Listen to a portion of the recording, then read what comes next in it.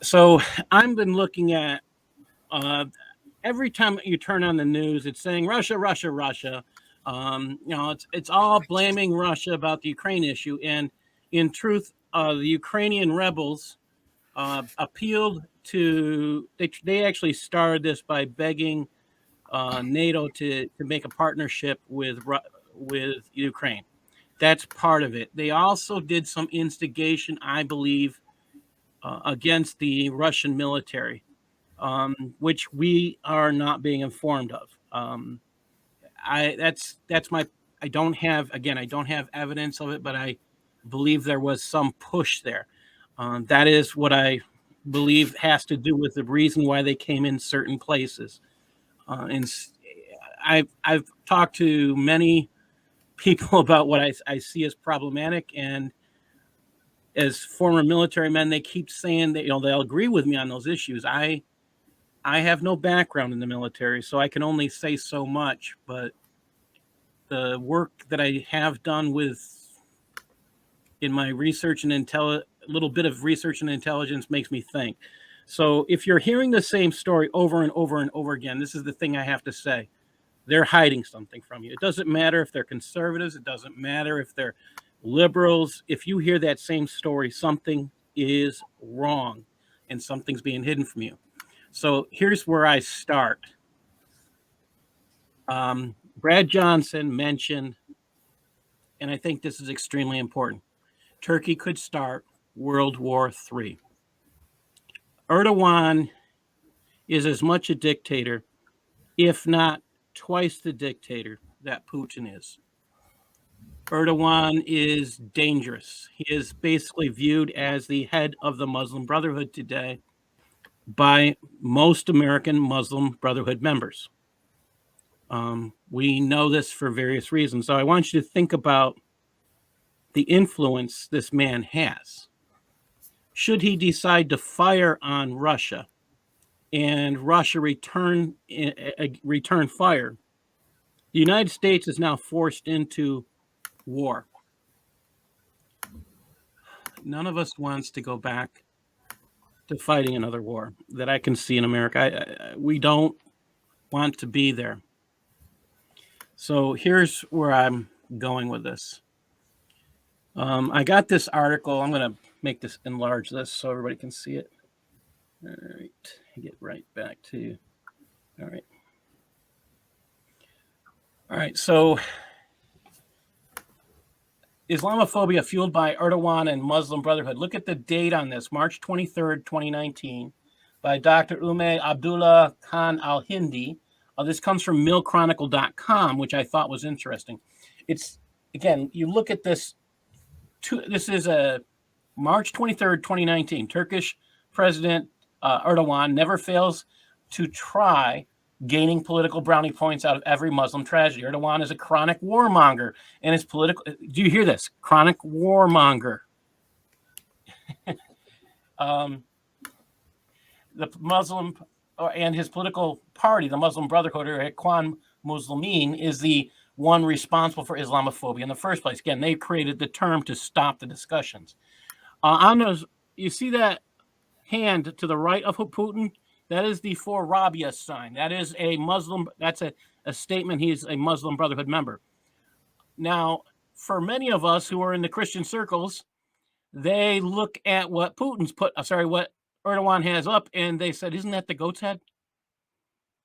Doesn't that make you guys think? I saw that. That's the first time I'd seen that on him. Maybe I saw it a few years ago when I was reading this stuff. But when I'm going back and I'm like looking at that, I had to do a double take. Is that what I think it is? It's got to make people think. Let me continue this article. It's very short, but if anyone has any issues with this claim, the author writes, then please feel free to see the photos on the internet from the many meetings between Palestinian Mufti Haj Amin al-Husseini and the leader of the Third Reich, Adolf Hitler. And I got to go back over here. Sorry. All right. To put matters into context, Haj Amin al-Husseini was Grand Mufti of Jerusalem, and he was also the leader of the Arab High Committee. Through his goals of pan-Arab unity and his denunciation of the Balfour Declaration may seem noble and heroic to some Muslims, his policies and methods are far too sinister. He's also said to have reached an understanding with the Nazi Party, second in command, SS chief Heinrich Himmler. I mean, this goes on and it starts, I want you to think of how dangerous this man is what it comes down to. If you start looking at who these people are, here's the For Rabia sign that you see in the Muslim Brotherhood, wherever they are. They use this sign to say, look, I'm part of the Ikhwan. Ikhwan is the word for brotherhood in Arabic. Okay, there we go again.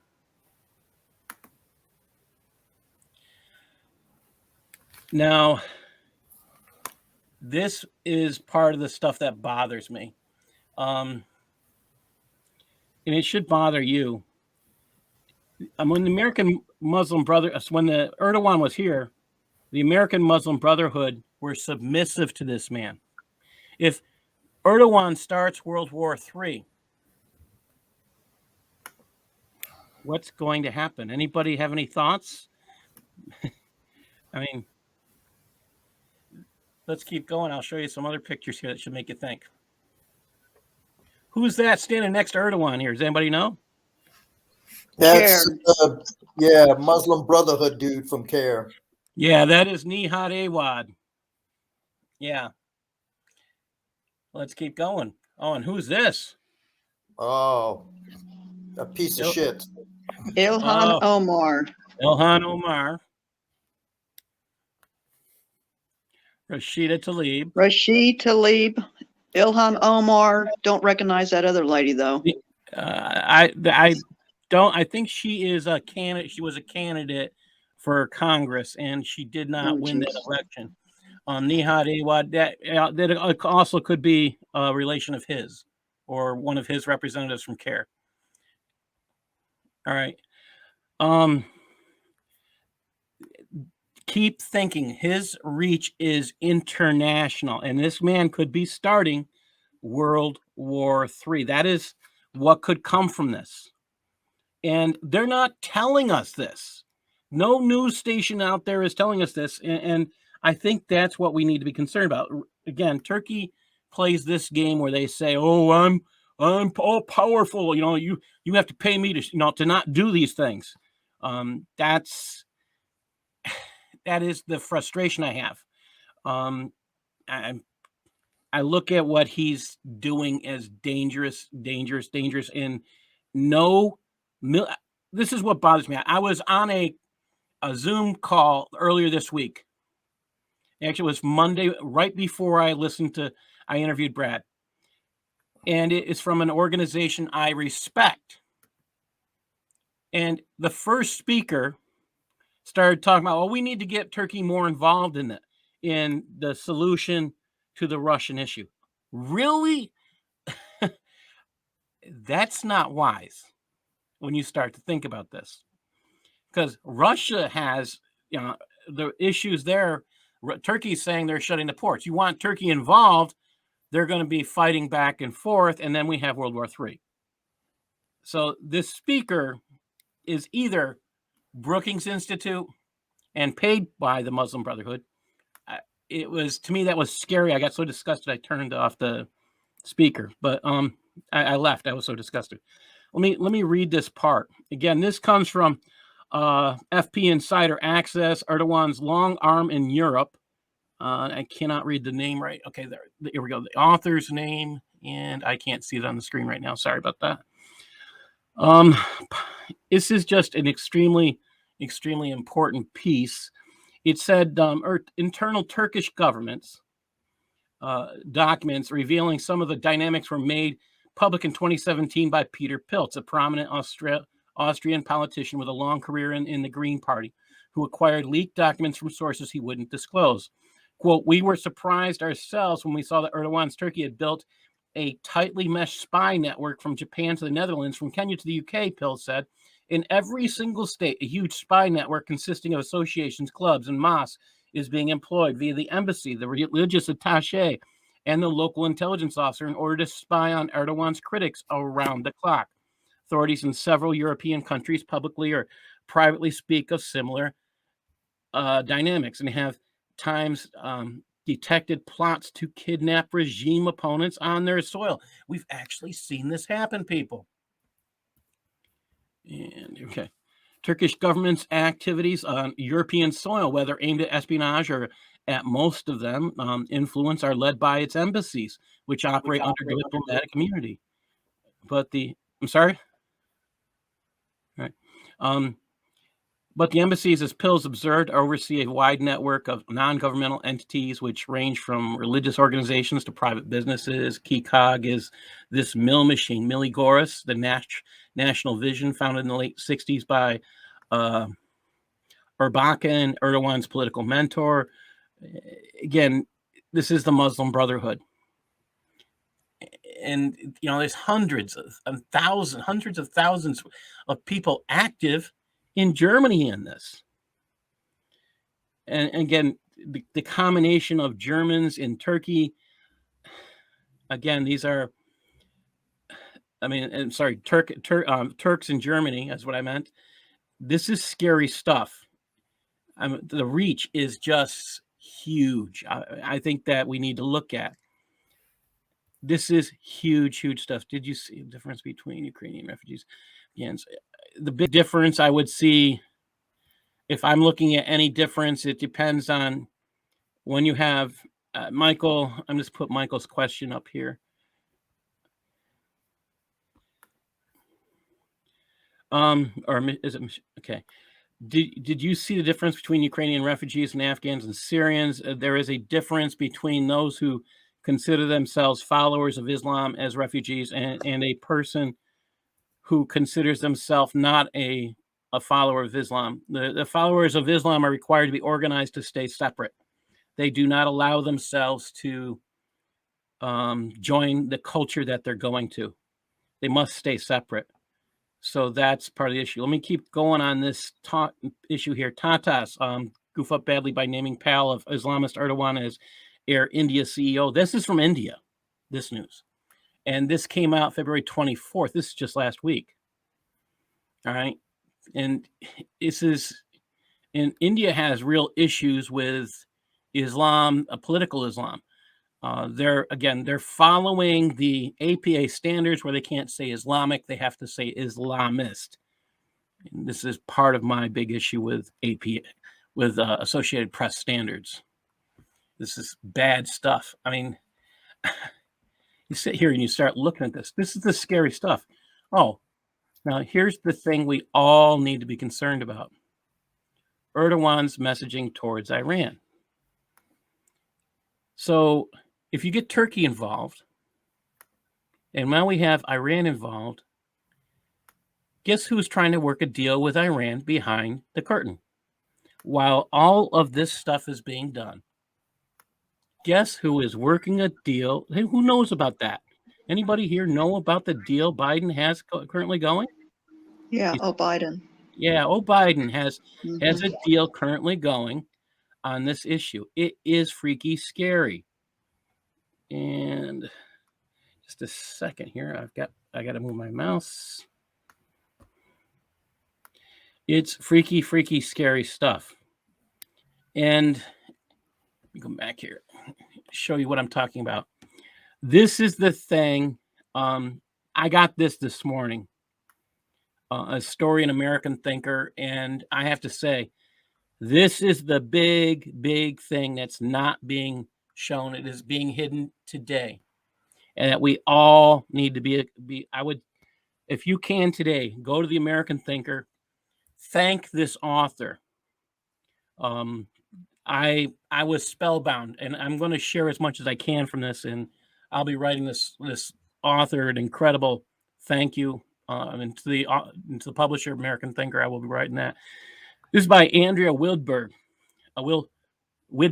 She writes, "A magician's best trick is misdirection." Again, this came out today. It says, while all eyes are on Ukraine, Biden's administration is selling out to Iran. So this is what they don't want you to see, people. A magician's best trick is misdirection. While he has the audience focused tightly on his left hand, his right hand is busy making the magic happen. Then he redirects the audience's attention and view the magic. The problem is that this same trick of misdirection can be used not for entertainment, but to hide perfidious political behavior. Basically, bad and evil political behavior. Unfortunately, if Gabriel Norhana, a former Iran official in the U.S. State Department, is believed, that's exactly what's happening today in Austria, where U.S. negotiations with Iran are taking place. Obama desperately wanted a deal with Iran. Keep that in mind. This is Obama's deal. This is where we know that it is Biden. It is not Biden. Keep listening. So much he wanted to deal with Biden. Biden wants this deal. I'm so bad that Biden, Obama negotiated one and ensured Iran was on a glide path to becoming a nuclear armed nation. Shamefully, Congress allowed him to enter into what was effectively a treaty without demanding that he submit it to Congress for approval per the United States Constitution. This was an illegal, unconstitutional act. And I love that they point that out. And the moment Trump entered office, he shut down Obama's bad deal, however, because Biden's presidency is nothing more than Obama's third term. This is why we call him Biden.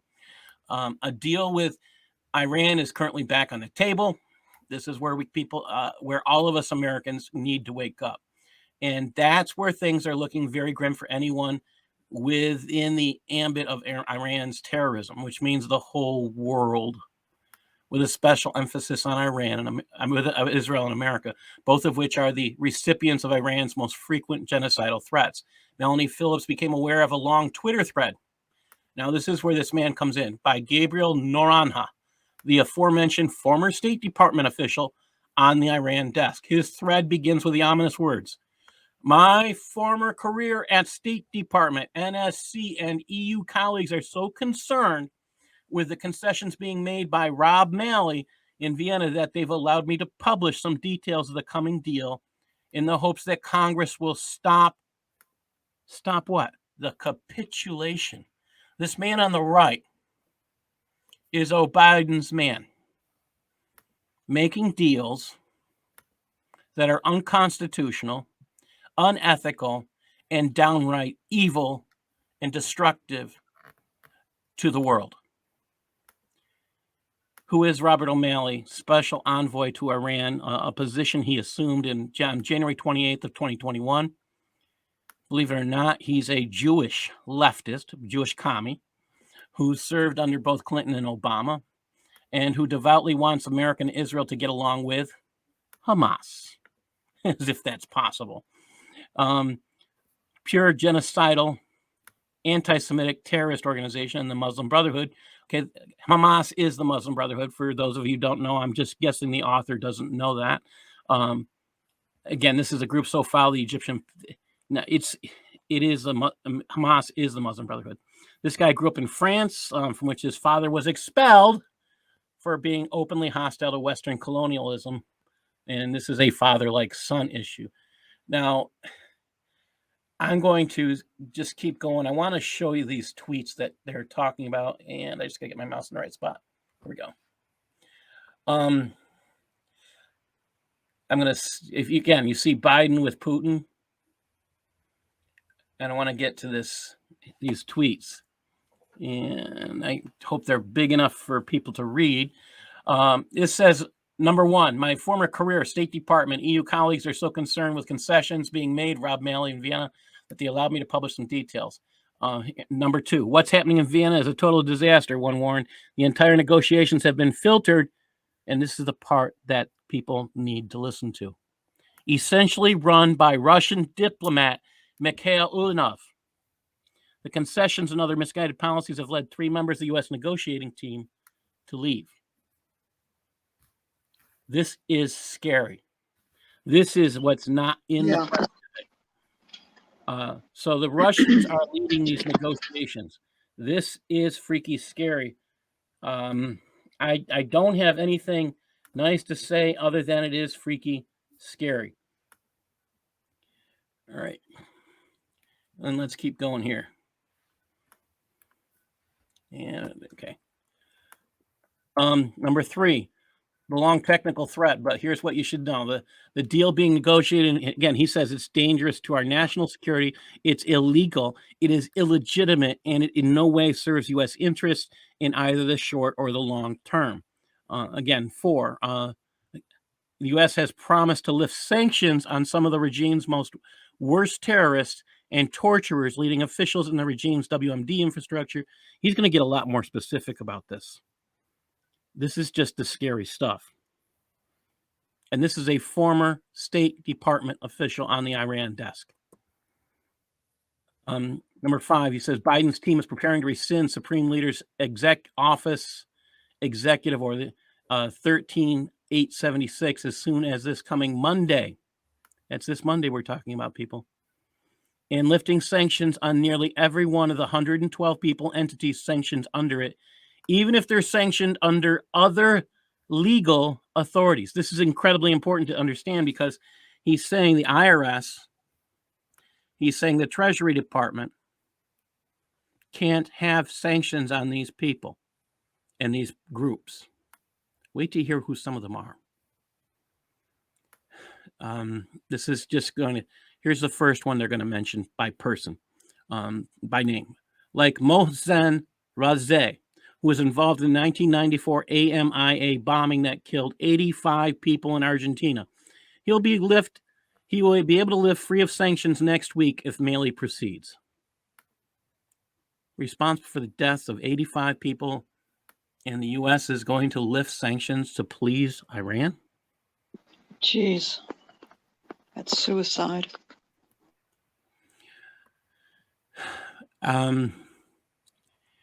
This got me too. Under the sanctions, the U.S. will lift sanctions on IRGC Brigadier General Hossein Dagan, who led the IRGC forces in Lebanon and Syria when Hezbollah bombed a Marine compound and killed 241 U.S. service members in 1983.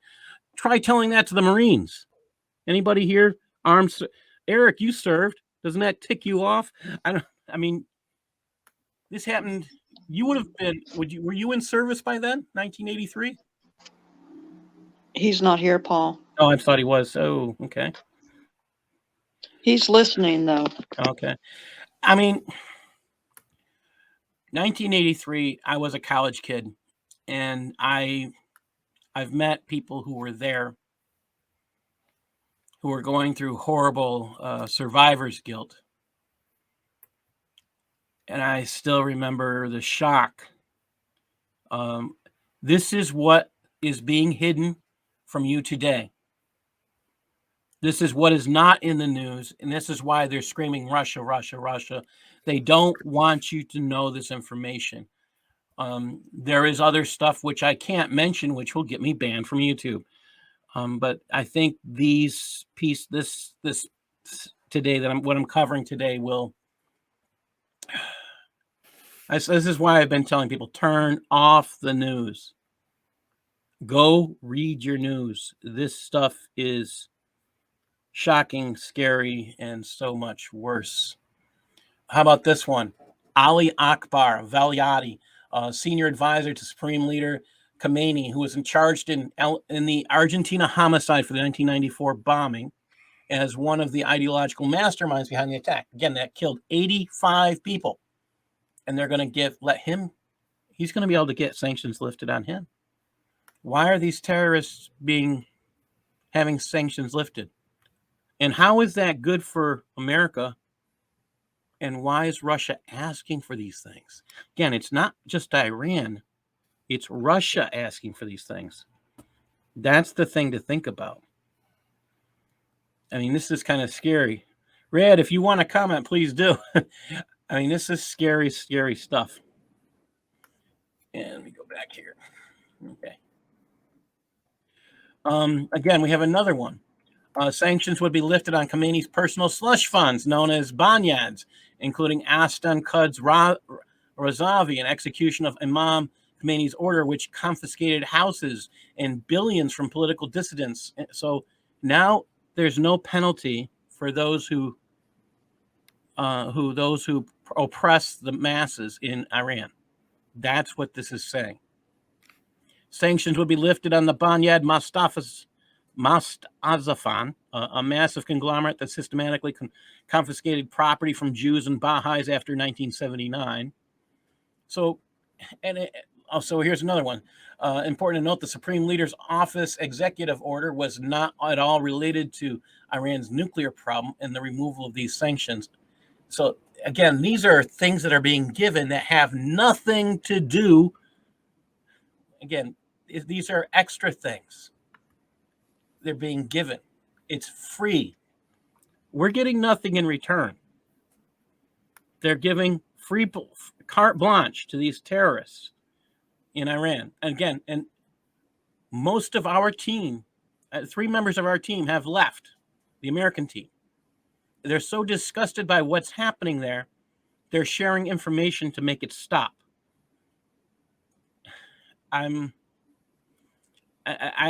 this came out this morning with American Thinker. And again, if you can go and thank the great author and share, or go to Twitter and thank Gabriel for this information, please do. I will be thanking him. Here's his 13th note. There's more sanctions that will be lifted in huge swaths of the regime's economic and financial aims.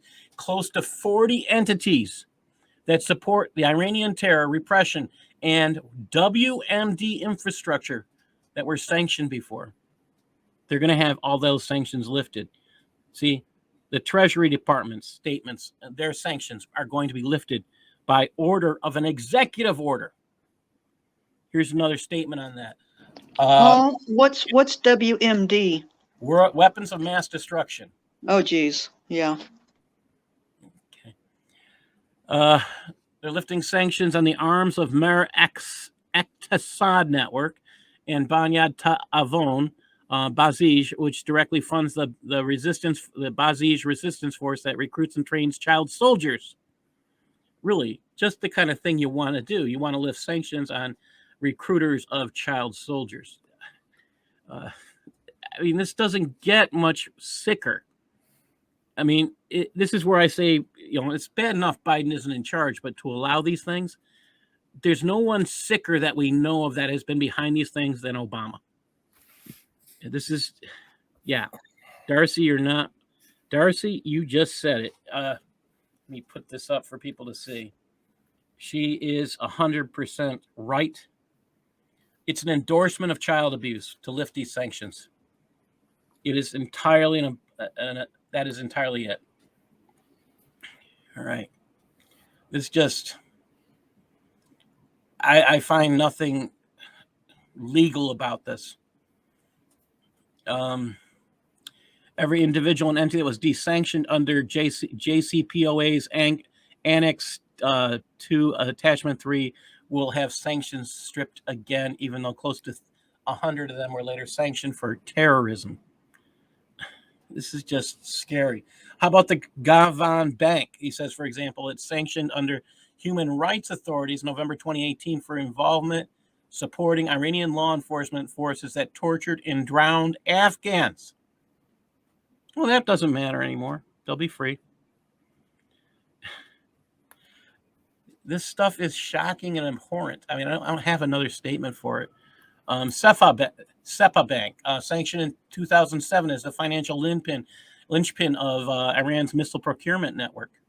JCPOA lifted sanctions against the Attachment 3 list under the guise that they were nuclear-related sanctions, but now Mali and company are effectively trying to codify their permanent exemptions from sanctions, even if they are complicit in gross violations of human rights.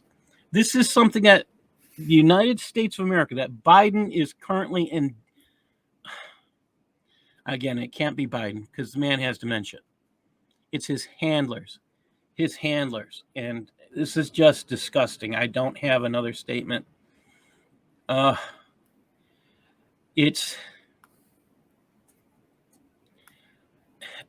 is why I say we're not long. I mean, a lot of what we're seeing happen is scary. And this is what I have been saying all along. We have to be careful because what's being hidden from us is scary, scary, scary stuff. Sanctions will be listed from the Central Bank of Iran, the National Development Fund, These are the guys who provide billions of dollars to the IRGC, the Al-Quds Force, and Hezbollah. These guys still fund terrorism. So they're going to override the Treasury Department's stoppage of financing freezing of funds that have to do and sanctions against terrorism. That's what they're currently engaging in. These are not legal acts. They're actually against American law. CBI and NDF were sanctioned after Iran brazenly attacked Saudi Arabia in 2019. So, again, they're going to violate federal laws to do this deal. And this is as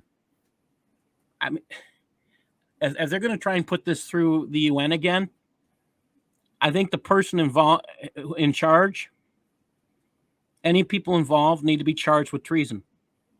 That's my personal belief, and I will continue to state that because these are acts of treason because they violate the U.S. Constitution. They violate Amen. U.S. law. Amen. Also to be lifted, sanctions of the National Iranian Oil Company, the National Iranian Tanker Company, and again, these are the places that fund terrorism. The Quds Force was responsible for killing hundreds of thousands of Syrians and for the death of at least 603 Americans in Iraq between 2003 and 2011. This NAOC, NITC, sanctioned under counterterrorism authorities. The State Department had no legal basis to rescind these sanctions on the central bank. Again, this is all illegal. This is what Gabriel Noronha, I want to say thank you to him for, again, we all should go to Twitter and thank this man. We're almost to the end of this. Speaking of lawyers, states lawyers are saying they're to be working on very creative ways to try and bypass Congress's right to review.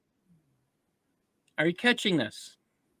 They're saying they're basically going to go to the UN like Obama did, which was an illegal act, and he should have been brought up on high crimes and misdemeanors because that was an act of treason. It was unconstitutional. There was no way for him to do what he was doing and to call it legal. He's 28. He says Malley's attempt to remove sanctions against the IRGC. Malley was initially rebuffed by the interagency after he tried to get them to let him offer the removal of sanctions. And this still hasn't stopped him. This is scary stuff. And Eric is back. Okay. This is freaky, scary stuff. I found this morning, and it just fit with the theme today. And I have been looking and trying to find out what's being hidden. And to me, this is the big overarching thing. To hear that Turkey could be bringing us into World War III, and if Turkey goes in, then they're partnering and they're working with Iran. This is, yeah. We need to start thinking about where our countries, where the people in office, where their loyalties are. I mean, you can see this right here. This is so scary. And he says one of the last issues still on the table in Vienna. Iranians apparently have not accepted Malley's offer because they want an unconditional removal of the IRGC's FTO is Foreign Terrorist Organization designation. But even if if that has to be removed in order for sanctions to be lifted. Okay. And this is what's really, really scary. We have to think about these things, and this is the stuff that people are hiding from you, and it's. I mean, Eric, I had a question earlier. I know you're here with us now. I don't know if you were serving during the bombing of the barracks in Beirut. Were you in service then? I know he's here. He might just be listening. Thank you. Yes. Hey, Paul, can you hear me? Yes. Yeah. I was in basic training, as a matter of fact, when that happened. Oh my Okay, thanks. gosh. How do you feel about those sanctions being lifted? What? Hold on, Paul. Okay. I think this is actually important stuff because I think every military man on the planet today, he has to come back later. Every military man on the planet today should be contact every. Yeah, you think about this. Every man in the free world should be saying no. This can't be allowed. This cannot be allowed. This is. Yeah, thank you for coming back. All right, I'm going to put us all up here. Yeah.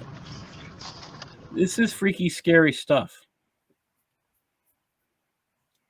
I mean, I can go back. There's just a few more of this, and I'll just put. Here's the next one I have coming up. This one's scary. It says, for all these concessions, we haven't gotten anything at all from the Iranians. The JCPOA, this is the JCPOA is the organization that's making this deal. Sunset have not been extended at all. This is the Obama agreement. Okay, these deals have not been restricted. Some restrictions, like the UN arms embargo, have already expired. All the meaningful restrictions will expire in the next 9 years. So this will allow Iran to become a nuclear weapon power.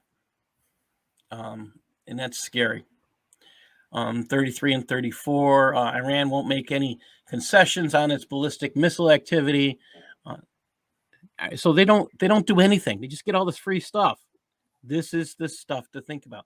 Iran's set to get a massive windfall again. Access to cash. This is why we know it's Biden. It's not Biden. It is bummer. Iran is set to get a massive windfall of access to cash, estimated in around 90 billion in foreign exchange reserves, and then another 50 to 55 billion in extra reserve each year from higher oil petrochemical exports with no restrictions on where it will be spent. This is an organization this is a country that endorses terrorism. I mean, and here again this is the last of it. These are named people. I do recommend going to Twitter, looking for Gabriel Noronha, GLNORONHA is his Twitter handle.